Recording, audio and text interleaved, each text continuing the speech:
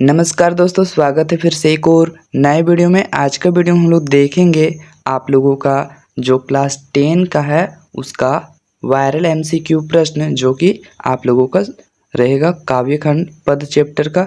और यकीन मानिए, अगर आप लोग वीडियो अंत तक देखते हैं तो इससे बाहर आप लोगों का क्वेश्चन नहीं पूछा जाएगा इस चैप्टर से। तो चलिए वीडियो को शुरू करते हैं। उससे पहले चैनल पे न्यू है तो चैनल को सब्सक्राइब कर लीजिए और व्हाट्सएप ग्रुप का लिंक डिस्क्रिप्शन बॉक्स में दिया हुआ है, तो वहाँ पर जुड़ जाइए। और चलिए वीडियो को शुरू करते हैं। दोस्तों, ये जो क्वेश्चन है सारा का सारा ये वर्मा गैस पेपर का क्वेश्चन है, तो आप लोग इसे ज़रूर देखें और इससे ज़्यादा क्वेश्चन एग्ज़ाम में आता है। तो पहला क्वेश्चन को हम लोग देख लेते हैं। पहला क्वेश्चन में यहाँ पूछा जा रहा है आप लोगों से कि पद जो कविता है इसके कवि कौन है। तो ऑप्शन नंबर ए में दिया हुआ है यहाँ पर तुलसीदास, बी में दिया हुआ है सूरदास, सी में दिया हुआ है ऋतु राज और डी में दिया हुआ है नागार्जुन। तो आप लोगों का जो क्वेश्चन नंबर 1 है इसका राइट आंसर हो जाएगा ऑप्शन नंबर बी, यानी कि सूरदास। और क्वेश्चन नंबर 2 में यहाँ पर पूछा जा रहा है आप लोगों से कि बड़बागी किसे कहा गया है। तो ऑप्शन नंबर ए में दिया हुआ है कि उद्धव को, बी में दिया हुआ है कृष्ण को और सी में दिया हुआ है गोपियों को, डी में दिया हुआ है इनमें से कोई नहीं। तो क्वेश्चन नंबर 2 का ऑप्शन नंबर ए राइट हो जाएगा, यानी कि उद्धव को बड़बागी कहा गया है। अब हम लोग देखते हैं क्वेश्चन नंबर 3। तो क्वेश्चन नंबर 3 में पूछा जा रहा है आप लोगों से कि गोपियाँ कृष्ण के प्रेम में किस प्रकार डूबी रहती थी। ऑप्शन नंबर ए में दिया हुआ है कि पत्तों की भांति की तरह, बी में दिया हुआ है जैसे चींटियां गुड़ से चिपक जाती है, सी में दिया हुआ है अनुभूति की भांति और डी में दिया हुआ है इनमें से कोई नहीं। तो क्वेश्चन नंबर 3 का ऑप्शन नंबर बी राइट हो जाएगा, यानी कि जैसे चींटियां गुड़ से चिपक जाती है। अब हम लोग देखते हैं क्वेश्चन नंबर 4। तो क्वेश्चन नंबर 4 में आप लोगों से पूछा जा रहा है क्वेश्चन कि गोपियों ने उद्धव की तुलना किससे की है। तो ऑप्शन नंबर ए में दिया हुआ है कमल के पत्तों से, ऑप्शन नंबर बी में दिया हुआ है तेल के गागर से, ऑप्शन नंबर सी में दिया हुआ है गुड़ के समान, ऑप्शन नंबर डी में दिया हुआ है ए और बी दोनों। तो क्वेश्चन नंबर जो 4 है इसका ऑप्शन नंबर डी राइट हो जाएगा, यानी कि ए और बी दोनों आप लोगों का राइट हो जाएगा।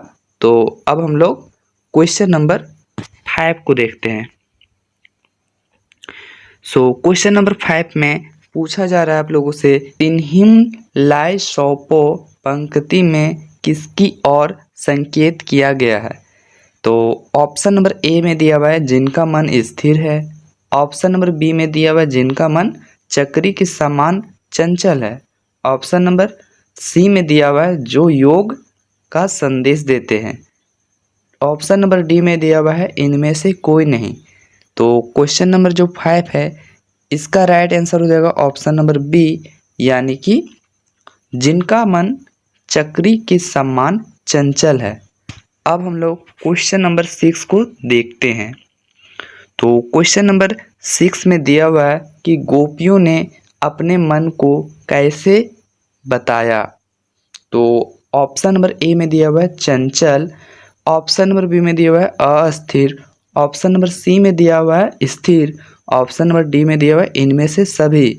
तो जो क्वेश्चन नंबर 6 है इसका राइट आंसर हो जाएगा ऑप्शन नंबर सी, यानी कि स्थिर।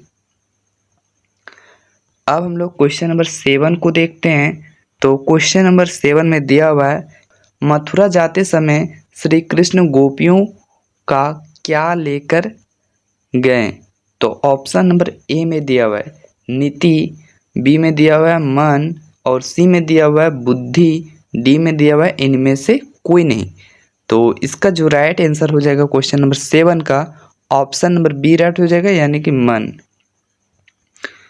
अब हम लोग देखते हैं क्वेश्चन नंबर 8। तो क्वेश्चन नंबर 8 में पूछा जा रहा है गोपियों के अनुसार राजा का धर्म क्या होना चाहिए। ऑप्शन नंबर ए में दिया हुआ है राजा किसी भी स्थिति में प्रज्ञा को नहीं सताता है, ऑप्शन नंबर बी में दिया हुआ है प्रज्ञा को दुखी नहीं करता है, ऑप्शन नंबर सी में दिया हुआ है प्रजा को रक्षा करता है। ऑप्शन नंबर डी में दिया हुआ है इनमें से सभी। तो क्वेश्चन नंबर 8 का राइट आंसर हो जाएगा ऑप्शन नंबर डी, यानी कि इनमें से सभी। अब हम लोग क्वेश्चन नंबर 9 को देखते हैं। तो क्वेश्चन नंबर 9 इसमें पूछा जा रहा है आप लोगों से कि गोपियों के अनुसार श्री कृष्ण ने किस मर्यादा का पालन नहीं किया है। ऑप्शन नंबर ए में दिया हुआ है प्रेम की मर्यादा। ऑप्शन नंबर बी में दिया हुआ है लोक लाज की मर्यादा। ऑप्शन नंबर सी में दिया हुआ है सामाजिक मर्यादा। ऑप्शन नंबर डी में दिया हुआ है इनमें से सभी। क्वेश्चन नंबर जो 9 है इसका राइट आंसर हो जाएगा ऑप्शन नंबर ए राइट हो जाएगा, यानी कि प्रेम की मर्यादा। अब हम लोग देखते हैं क्वेश्चन नंबर 10, जो कि दिया हुआ है क्वेश्चन नंबर 10वां में कि गोपियों द्वारा उद्धव को बड़भागी कहने का क्या कारण है। ऑप्शन नंबर ए में दिया हुआ है कृष्ण के प्रिय सखा होना। ऑप्शन नंबर बी में दिया हुआ है कृष्ण के समीप रहकर भी निर्गुण की बात करना। ऑप्शन नंबर सी में दिया हुआ उद्धव का अत्यंत ज्ञानी होना। ऑप्शन नंबर डी में दिया हुआ इनमें से सभी। तो क्वेश्चन नंबर जो 10 है इसका राइट आंसर हो जाएगा ऑप्शन नंबर बी, यानी कि कृष्ण के समीप रहकर भी निर्गुण की बात करना। अब हम लोग देखेंगे क्वेश्चन नंबर 11। तो क्वेश्चन नंबर 11 में दिया हुआ है कि कमल के पत्ते व जल का उदाहरण निम्नांकित में से किसके प्रयुक्त हुआ है। ऑप्शन नंबर ए में दिया हुआ है गोपियों के लिए। ऑप्शन नंबर बी में दिया हुआ उद्धव के लिए। ऑप्शन नंबर सी में दिया हुआ है श्री कृष्ण के लिए। ऑप्शन नंबर डी में दिया हुआ है स्वयं कवि के लिए। तो क्वेश्चन नंबर 11 का राइट आंसर हो जाएगा ऑप्शन नंबर बी, यानी कि उद्धव के लिए। अब हम लोग देखेंगे क्वेश्चन नंबर 12।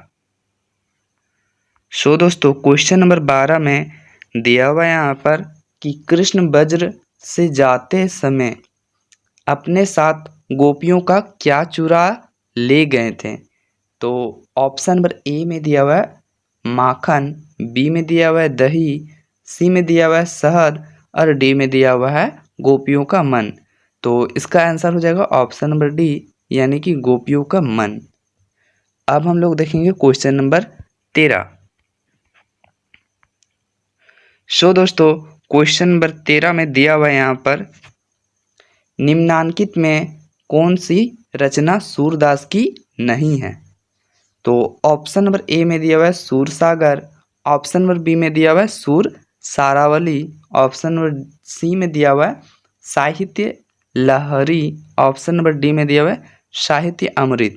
तो ऑप्शन नंबर जो इसका राइट हो जाएगा क्वेश्चन नंबर 13 का डी राइट हो जाएगा, यानी कि साहित्य अमृत ये नहीं हो जाएगा, बाकी सब सूरदास के है। अब हम लोग क्वेश्चन नंबर 14 को देखेंगे। तो क्वेश्चन नंबर 14 में पूछा जा रहा है गोपियों को कृष्ण का व्यवहार कैसा प्रतीत होता है। ऑप्शन नंबर ए में दिया हुआ है उदार। ऑप्शन नंबर बी में दिया हुआ है छलपूर्ण। ऑप्शन नंबर सी में दिया हुआ है निष्ठुर। ऑप्शन नंबर डी में दिया हुआ है इनमें से कोई नहीं। सो क्वेश्चन नंबर 14 का राइट आंसर हो जाएगा ऑप्शन नंबर बी, यानी कि छलपूर्ण। अब हम लोग देखेंगे question number 15। So question number 15 में दिया हुआ है यहाँ पर गोपियों के अनुसार श्री कृष्ण ने क्या पढ़ लिया है। ऑप्शन नंबर ए में दिया हुआ है विज्ञान, बी में दिया हुआ है राजनीति, सी में दिया हुआ है उपदेश, डी में दिया हुआ है शास्त्र। तो क्वेश्चन नंबर 15 का आंसर हो जाएगा ऑप्शन नंबर बी, यानी कि राजनीतिक। क्वेश्चन नंबर 16 में दिया हुआ यहाँ पर उद्धव कृष्ण का कौन सा संदेश लेकर आए थे। ऑप्शन नंबर ए में दिया हुआ है प्रेम का संदेश, बी में दिया हुआ अनुराग का संदेश, सी में दिया हुआ योग का संदेश, डी में दिया हुआ इनमें से कोई नहीं। तो क्वेश्चन नंबर जो 16 है इसका आंसर हो जाएगा ऑप्शन नंबर सी, यानी कि योग का संदेश। अब हम लोग देखेंगे क्वेश्चन नंबर 17। तो क्वेश्चन नंबर जो 17 है इसमें दिया हुआ है सूरदास ने मधुकर शब्द का प्रयोग किसके लिए किया है। तो ऑप्शन नंबर ए में दिया हुआ है उद्धव के लिए, बी में दिया हुआ है कृष्ण के लिए, सी में दिया हुआ है गोपियों के लिए, डी में दिया हुआ है बलराम के लिए। क्वेश्चन नंबर जो 17 है इसका आंसर हो जाएगा ऑप्शन नंबर ए यानी कि उद्धव के लिए। अब हम लोग देखेंगे क्वेश्चन नंबर 18। तो क्वेश्चन नंबर 18 में यहाँ दिया हुआ है कि मर्यादा ना लही के माध्यम से सूरदास की गोपियाँ कौन सी मर्यादा ना रहने की बात कर रही है। ऑप्शन नंबर ए में दिया हुआ है प्रेम की, बी में दिया हुआ है घृणा की, और सी में दिया हुआ है जीवन की, डी में दिया हुआ है मन की। जो ऑप्शन नंबर इसका राइट हो जाएगा 18 का, वह ऑप्शन नंबर ए राइट हो जाएगा यानी कि प्रेम की। अब हम लोग देखेंगे क्वेश्चन नंबर 19। दिया हुआ है क्वेश्चन नंबर 19 में कृष्ण का संदेश सुनकर गोपियों की स्थिति कैसी हो गई।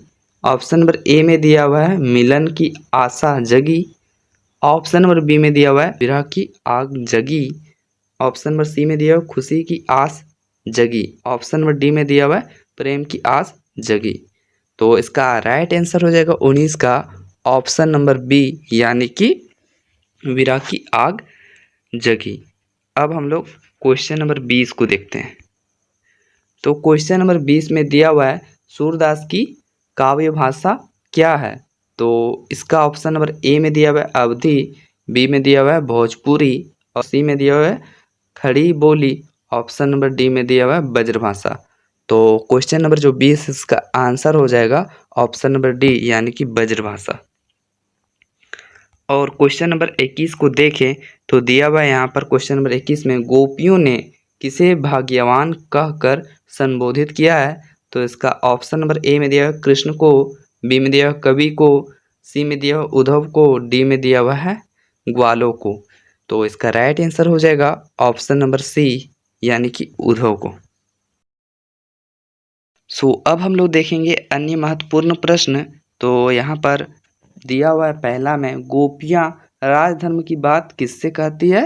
तो इसका आंसर हो जाएगा उद्धव से कहती है। और 2 में दिया हुआ है उद्धव द्वारा दी गई योग संबंधी शिक्षा को गोपियाँ कैसा बताती है। तो इसका आंसर हो जाएगा कड़वी या ककड़ी के समान। क्वेश्चन नंबर 3 में दिया हुआ है कृष्ण द्वारा चुराई गई अपनी किस वस्तु को गोपियाँ वापस लेना चाहती है। तो इसका आंसर है मन। और क्वेश्चन नंबर 4 में यहाँ दिया हुआ है कि गोपियाँ श्री कृष्ण को किसके समान बताती है। तो इसका आंसर है हारिल की लकड़ी के समान। क्वेश्चन नंबर 5 में दिया हुआ है गोपियों के अनुसार श्री कृष्ण अपने किस कार्य द्वारा उन पर अन्याय कर रहे हैं। तो इसका आंसर है योग का संदेश भिजवाकर।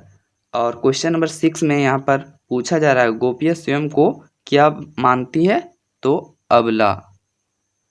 और क्वेश्चन नंबर 7 में यहाँ पर पूछा जा रहा है कि सूरदास का जन्म कब हुआ। तो इसका आंसर हो जाएगा सन 1478 ईस्वी में।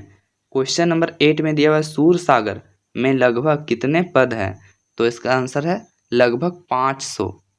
क्वेश्चन नंबर 9 में दिया हुआ है गोपियों का अनन्य प्रेम किनके प्रति है। तो इसका आंसर है कृष्ण के। क्वेश्चन नंबर 10वां में दिया हुआ है प्रीति नदी में कौन सा अलंकार है।